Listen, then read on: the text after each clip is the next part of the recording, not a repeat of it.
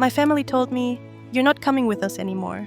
I'd paid for the entire Paris trip, every flight, every room, and that night, everything changed. My name is Lena Carter, and I can still remember the night everything changed.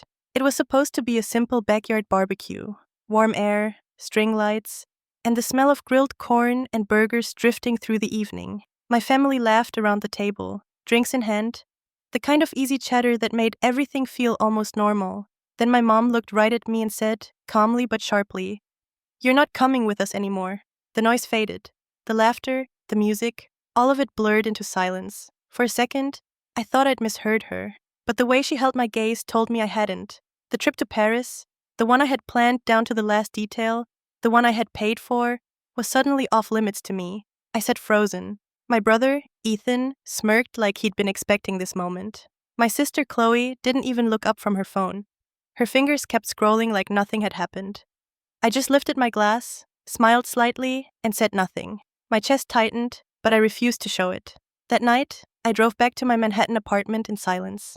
The city lights flashed across my windshield like waves of color. Inside, I dropped my keys on the counter, poured a glass of water, and opened my laptop. The confirmation emails glowed back at me. Flights, hotel, tours, all perfectly organized. I stared at them for a long time. Then, one by one, I clicked cancel. Flights, gone. Hotel, gone. Transfers, gone. It took less than 10 minutes to erase months of effort. The screen went dark, and so did the part of me that had hoped this trip might fix what was broken between us. The next morning, the sun cut through my blinds as my phone started vibrating nonstop. Texts poured in. The first one was from Ethan. "Why did you do that?" I stared at it for a moment, my reflection faintly visible in the glass of my phone. Then I typed back just one line. "Because it wasn't your trip." I set the phone down, walked to the window, and watched the city move below. Taxis honking, people hurrying, the world turning like nothing had happened. But something had. 3 weeks earlier, everything had felt different. It was past midnight at the office, and the hum of computers was the only sound left. I'd been working late again, tweaking the final build of our new update. Then my phone buzzed. I almost ignored it, thinking it was another notification, but something told me to answer. "Lena," a voice said. "Congratulations, you're our new CEO." For a few seconds, I couldn't breathe. The words hung in the air like light. 5 years of building a startup from scratch, 5 years of endless stress and small victories, and finally, I'd made it. My app, the one that connected small musicians with listeners around the world, had just landed its biggest funding round yet. I leaned back in my chair, feeling my heartbeat in my throat. My salary had tripled overnight. For the first time in years, money didn't scare me. It felt like power, freedom. When I got home, I opened the windows of my apartment and stared at the city lights reflecting off the Hudson. Manhattan shimmered like a living thing, and all I could think about was my family. We hadn't taken a real vacation together since I was in college. Mom and Dad still lived quietly in their small New Jersey suburb. Ethan drifted between odd jobs and half-finished projects.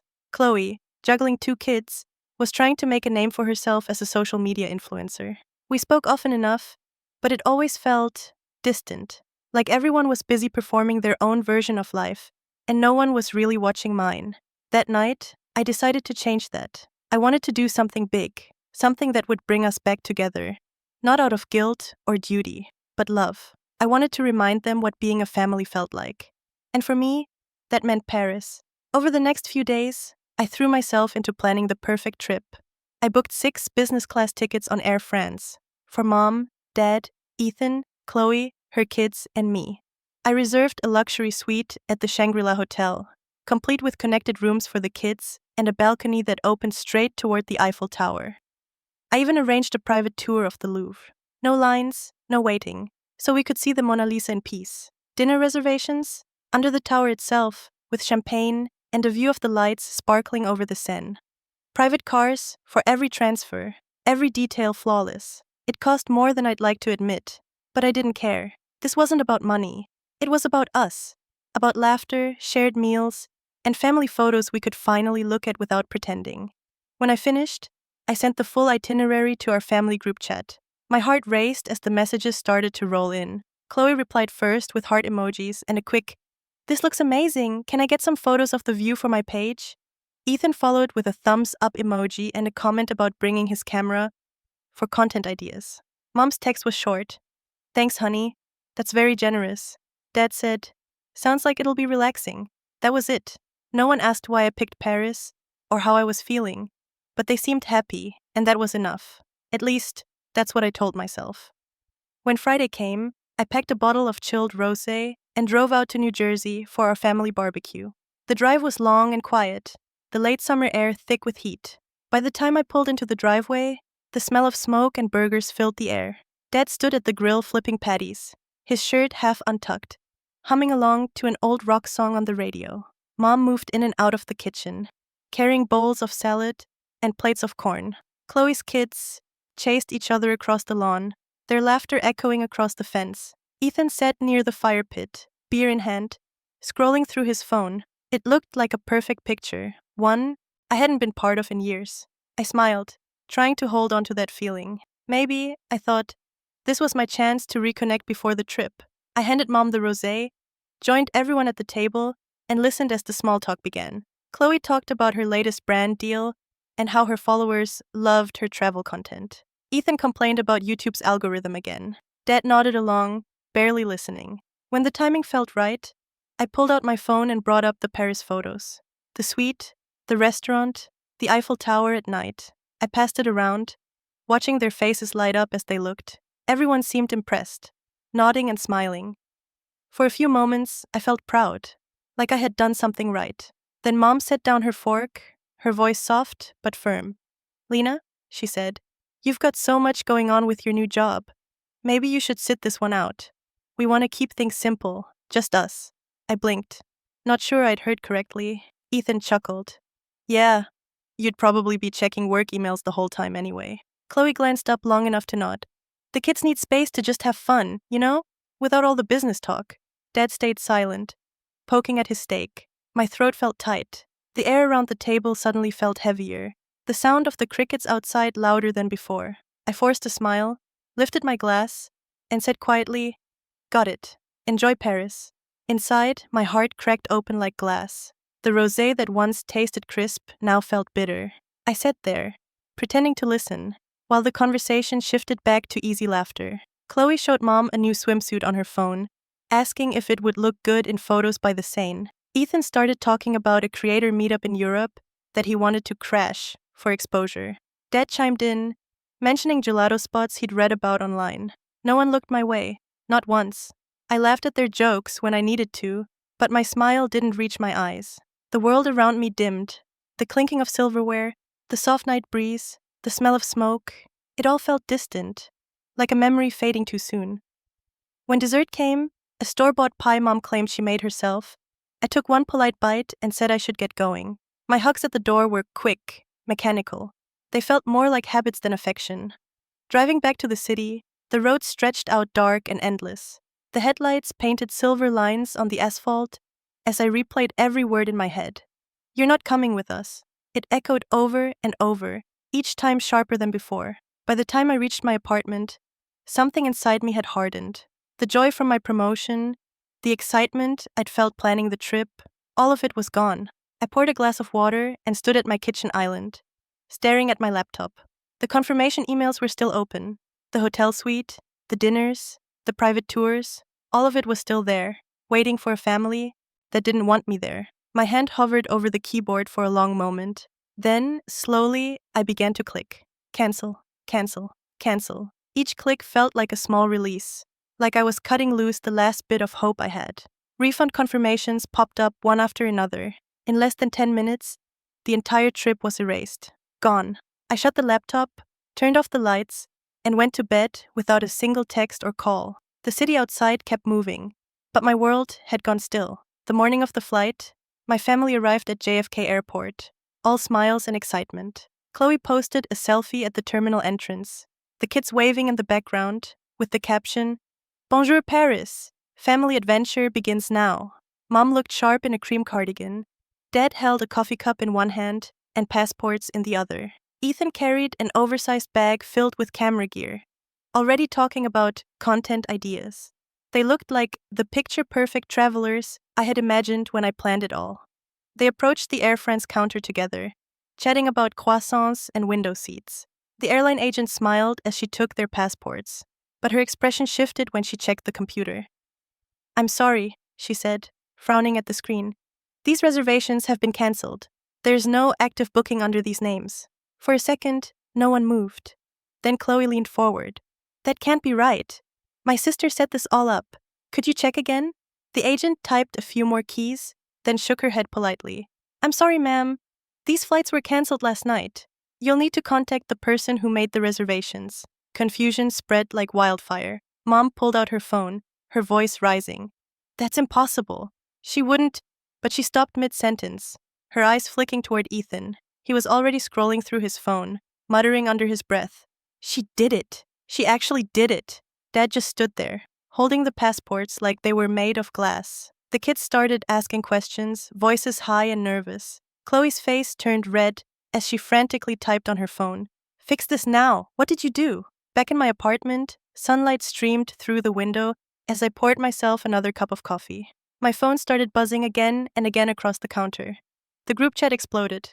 "Chloe, fix this now.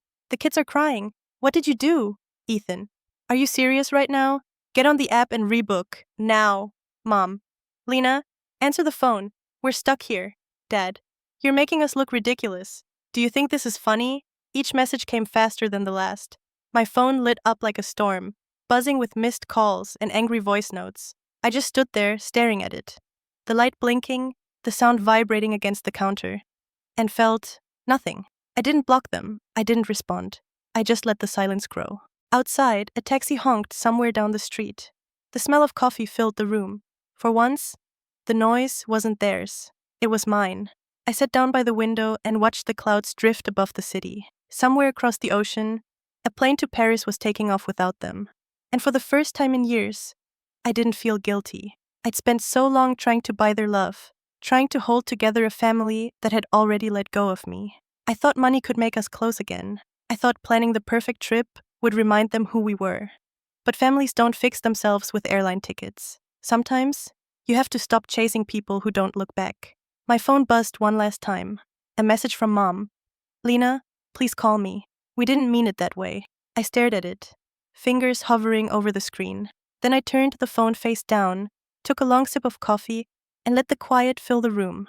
For the first time in a long time, I felt at peace, not because they understood me, but because I finally understood myself. The phone screen glowed with their panic. The chat filled faster than I could scroll, one desperate message after another, like watching a storm through glass. Their words hit hard, but I felt strangely calm, almost curious about how far it would go this time. Chloe's tone switched from angry to pleading. "Please, Lena, I bought new clothes for this. The kids are crying. You can't just ruin everything." Her texts came in bursts, one after another. "The nanny's waiting back home. The car's already paid for." Then Ethan jumped in with his usual threats. "If this is some kind of joke, it's not funny. Fix it, or else." Mom tried guilt. She always did. "We're your family, Lena. How could you leave us stranded like this?" The messages piled higher and higher, overlapping in the chat bubbles, until I couldn't tell who was saying what anymore. Chloe sent over a dozen texts in a row, listing every inconvenience: the salon appointment she'd booked for French braids, the photo shoot she'd planned for the Eiffel Tower sparkle at night, how her followers were waiting for updates. Ethan accused me of setting them up, claiming I'd promised something I never intended to deliver. Dad sent a short voice note, the airport announcements echoing behind his voice. "Call us back now." I let them all keep typing. I waited through the chaos, the same way I'd waited through the years of their silence when they'd made decisions that left me out. Their confusion now felt like balance being restored. Finally, when the storm slowed for a moment, I opened the group chat and typed 4 words. "Because it's not your trip." I hit send. The checkmark appeared under every name. The silence didn't even last 60 seconds. Then it exploded again. Chloe's replies came fast. Angry, crying, desperate. "You're cruel. This was supposed to be special for the kids." She wrote about the excitement she'd built up for them, how they'd been talking about seeing the Eiffel Tower sparkle every night. She even mentioned the followers she'd told, the Paris content she now had to explain away. Ethan sent another string of threats. "You'll regret this. We trusted you. You're making a huge mistake." Mom went full caps lock. "Please, just fix the bookings. We'll talk later. Even Dad added his own calm, disappointed message. Lena, this isn't how adults handle things. I muted the group chat, set my phone face down on the table, and took another sip of coffee. The weight that had been sitting on my chest for weeks lifted just a little. The room felt lighter. My apartment was finally quiet again. A few minutes later, Tate came out of the bedroom. His hair was messy, still half asleep, wearing his old gray t-shirt. He walked over, kissed my shoulder, and wrapped his arms around me from behind. Morning, he murmured. Morning, I said softly, leaning back into him. For the first time in a long, well, the day felt entirely my own. That afternoon, I sat on the couch with the city hum floating through the window. I opened my banking app and scrolled through my list of scheduled payments. The first one stared back at me. A $4,000 automatic transfer to Chloe every month for her kids' private school tuition. It had been running for 3 years straight. I tapped edit, then cancel. A small box appeared. Confirm change? I hit yes. The line vanished from the screen. Next was Dad's credit card. He'd been using a supplementary card linked to my account, supposedly for emergencies, but really for his golf club dues and weekend outings. Hundreds each month. I opened the card settings, hit revoke authorization, and watched the status flip to inactive. The club would find out soon enough. Then came Ethan's turn. I called the property management company for the Miami condo. Hi, I said, my voice steady. This is Lena Carter. I need to terminate the lease immediately. It's under my name, but my brother currently occupies it. The agent confirmed my identity and processed the termination. Within minutes, an email hit my inbox. Lease cancelled. Final notice sent to tenant. Not long after, my phone rang. Ethan's name flashed across the screen. I answered on the third ring. His voice was pure rage. Are you insane? I just got an eviction notice. Where am I supposed to go, Lena? He didn't wait for me to answer. He just kept talking about how I'd blindsided him, how unfair this was, how I was always trying to control him. I let him finish. Then quietly I said, "You'll figure it out," and ended the call. Minutes later, Chloe sent a voice note, her voice cracking between sobs. How could you cut the school money?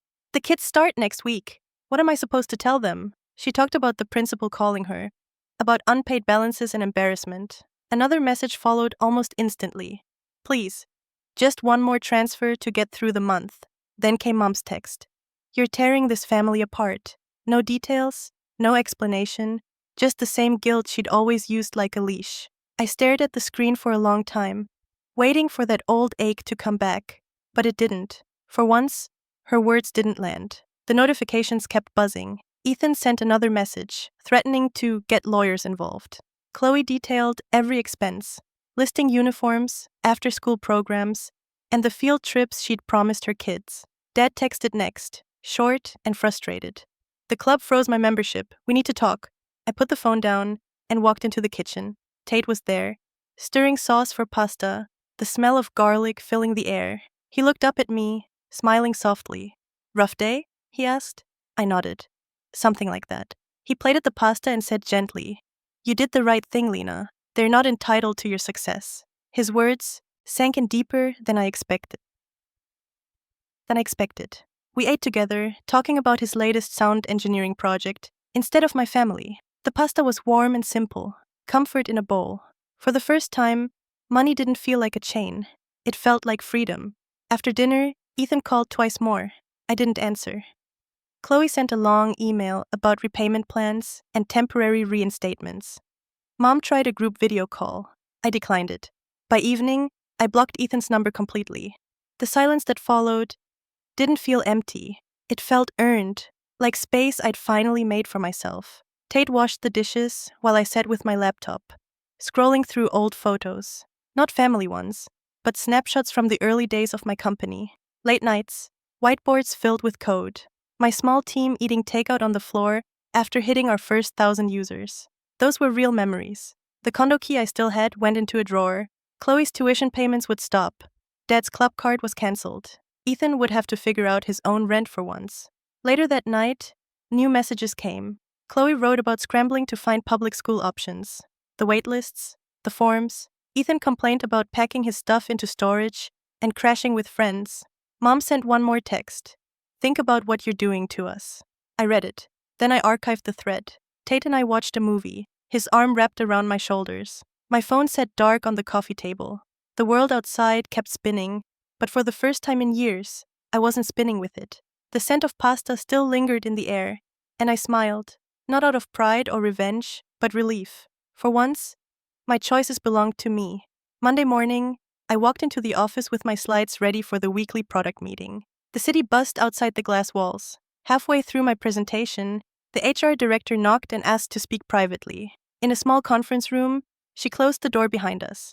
A printed report lay on the table. Confidential. Data breach by CEO Lena Carter. It accused me of leaking company code to a rival app, with fake timestamps, screenshots, even email threads attached. But I spotted the flaw immediately. The CTO's name was misspelled in the header. "This is fake," I said. "Steady. I can prove it." She nodded. "Let's check the logs." I connected to our system from my phone.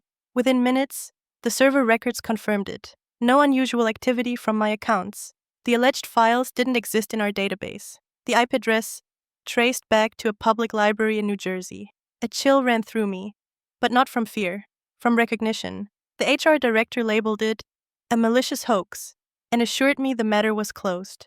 But I knew exactly where it came from. Months ago, during dinner, Chloe had joked about how powerful people always have the most to lose. Mom had smiled at that. They'd always talked about how my career made me too confident, how I acted untouchable. Now I could see it clearly. Their final attempt to pull me down after realizing their hold on me was gone. Back at my desk, I sent a calm thank you email to HR, attaching the log excerpts for records. Then I returned to the meeting, picked up my presentation where I left off, and kept talking. My voice steady, clear, unshaken. Inside, I felt something new. Not anger, not sadness, just peace. They had tried to take my money, my kindness, even my name. But what they couldn't touch anymore was my control. My focus felt sharper than it had in years. The morning after the HR meeting, sunlight spilled through the blinds, catching the edges of papers scattered on my desk. I was back in control, steady, calm, and unshaken. At lunch, Tate met me at a small cafe near my office. The place smelled like roasted coffee beans and fresh herbs. We sat by the window, sunlight glinting off the silver cutlery. Over crisp salads, I told him everything. The fake report, the email forged under my name, the library IP address. He listened without interrupting, his eyes fixed on mine, his expression unreadable. When I finished, he leaned forward slightly and said, "Don't fight back, Lena. Living well is the best revenge." His words were simple but heavy, like they carried the weight of something he'd learned the hard way. I nodded slowly. He was right. Retaliation wasn't strength. It was surrender in disguise. My family wanted chaos. I wanted peace. After lunch, I walked back to the office through the busy streets of Manhattan. Horns blared, people hurried past, and I felt strangely detached, like I was finally watching my life from a higher floor. The workday moved like clockwork. I signed off on a new partnership deal with a music platform in Berlin, reviewed the new artist onboarding flow, and joined a video call with investors who couldn't stop smiling about our numbers. Not a whisper of the complaint reached the floor. HR had sealed it off completely. I was grateful, but mostly proud, because this time, I hadn't let them shake me. That evening, as I stepped inside my apartment, my phone buzzed. A text from Chloe flashed on the screen. "You're going too far." The message carried the same familiar bitterness, the same resentment hiding behind words. I read it once, felt nothing, and blocked her number. The screen went blank. Another thread cut cleanly. For a moment, I stood in the quiet apartment, the sound of the city muffled behind double glass windows. The fake accusation lingered for only a heartbeat before dissolving into nothing. I changed into workout clothes and headed to the building gym. The treadmill hummed under my feet, and the rhythm of my steps echoed in the empty room. I ran until the tension bled out of my body, until the thoughts stopped spinning. Sweat beaded down my temples. My reflection in the mirror looked steady, stronger than the woman who'd sat at that barbecue table weeks ago. Tate joined me halfway through, towel slung over his shoulder, that same half-smile on his face. He spotted me while I lifted weights, his presence quiet but grounding. No judgment, no pity, just support. The kind that asks for nothing in return. When we got back upstairs, I opened my laptop and saw messages from my team. Updates about the next sprint, excitement about new features. "Great presentation today," one read. We're so proud to be part of this. I replied to each one, short and professional, but with a real smile this time. My energy flowed into what mattered: the app, the vision, the people who believed in it. The forged complaint had become a failed attempt in a long list of failed attempts to pull me down. By bedtime, the whole incident felt like something I'd dreamed.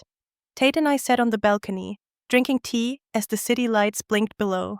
The skyline glowed gold and silver, the air carrying the faint hum of traffic and laughter. "Look how far you've come," he said softly, watching me more than the view. I smiled, letting the words settle somewhere deep. Sleep came easily that night. No ghosts, no replayed conversations, just silence and rest. The next morning brought the usual rhythm: coffee brewing, emails waiting, a full calendar ahead. HR sent one last message confirming the complaint had been filed away as unfounded. "Sender untraceable," the note read. I archived it, closed my inbox, and moved on. Days passed smoothly. Weeks even. Chloe's number stayed blocked. Mom didn't reach out. Maybe she finally realized her tactics weren't working. My team thrived. Metrics climbed. Investors called often, eager to talk about expansion. Tate's words echoed quietly each morning before I left for work. Live well. So I did. I organized a small company outing to celebrate our latest milestone. Laughter filled the rooftop as my team clinked glasses, the city skyline stretching behind us. Music played softly from portable speakers. In their joy, I saw something genuine: connection without manipulation, a family I'd chosen, not inherited. The sabotage attempt had drawn a line in the sand. They couldn't touch me anymore. Then, one Tuesday evening, as I sat cross-legged on the living room floor surrounded by quarterly reports, the intercom buzzed. "Who is it?" I asked. "It's Lydia," a familiar voice said through the speaker. I froze. Lydia, the nanny Chloe had fired last year. I hadn't seen her since. I opened the door. She stood there, clutching a small envelope, eyes tired but kind. "Come in," I said, moving aside. She sat on the couch, hands trembling slightly as she placed the envelope on the coffee table. "I kept something," she began quietly. "After I left, I thought it wasn't my place. But then, I heard what happened at the airport. I couldn't stay silent." Inside the envelope was a small USB drive. I plugged it into my laptop. One by one, files opened. Emails, screenshots, recordings. The first email made my stomach twist. From Chloe to Mom. "Lena's a walking ATM. Just play the guilt card and money appears." Mom had replied, "Right, she'll never cut us off." Another message from Chloe attached a selfie from the barbecue, captioned, "Paris is payback for putting up with her ego." I clicked on an audio file. Chloe's voice filled the room, laughing with a friend. "That trip is our reward for surviving the rich sister act." The next file was worse. A message from Mom advising Chloe on how to phrase requests to make Lena feel responsible. Every click peeled back another layer of betrayal. And yet, no anger came, just understanding. Years of quiet manipulation, disguised as love, suddenly made sense. The timing of every favor, every guilt trip after each of my promotions, it had all been calculated. Lydia said quietly, watching my expression. "I wasn't sure if coming here was right," she said. "But you deserve to know." I turned to her, genuinely grateful. "You did the right thing." I walked her to the door and hugged her goodbye. The kind of hug you give someone who unknowingly saved you. When she left, the apartment felt different, lighter, like truth had cleared the air. I stared at the files glowing on the screen, then closed the laptop. I didn't need to confront anyone. The truth didn't need an audience. It just needed to exist. I picked up my phone and sent one short text to Chloe. "I know everything now. Good luck." Then I deleted the chat. Seconds later, Mom's message appeared. "Don't blow this out of proportion. Family sticks together." I blocked her contact permanently. The final thread cut. Tate walked out of the bedroom, hair damp from the shower, holding 2 mugs of tea. He set one beside me, wrapped his arms around me, and whispered, "You're free now." I leaned into him, letting the quiet confirm what I already knew. The USB drive went into a drawer, locked away, not for revenge, but as proof of my closure. That night, we stood together on the balcony, city sounds drifting up. We talked about concerts, weekend plans, and new recipes he wanted to try. The laughter felt easy, real. Days blurred into a rhythm I didn't want to escape. Work thrived. My company expanded to Europe.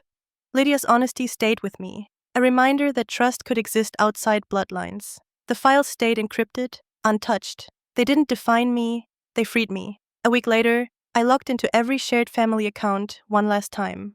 The old cloud storage, filled with photos and documents, opened slowly, as if it knew this was goodbye. I revoked every access permission, no traces left. Then, with a quiet breath, I called my lawyer and updated my will. No inheritance, no financial ties. My life's work would go to charity and my team. Email filters sent anything from their addresses straight to trash. Within an hour, every buzz. Digital door to my past was closed. News of the fallout came gradually through mutual acquaintances. Ethan's eviction notice from the Miami condo became real. He moved from couch to couch, selling his gaming setup online to cover storage fees. His channel started slipping, views dropped. Chloe's crisis unfolded next. The private school sent final notices, then expelled her kids mid-semester. She switched to a public school farther away, posting online about life transitions that didn't fool anyone. Sponsors began to fade. Her ex filed for custody again, citing unstable finances. Mom started selling jewelry online, rings, necklaces, family heirlooms. Her tone on the listings was cheerful, but the desperation showed between the lines.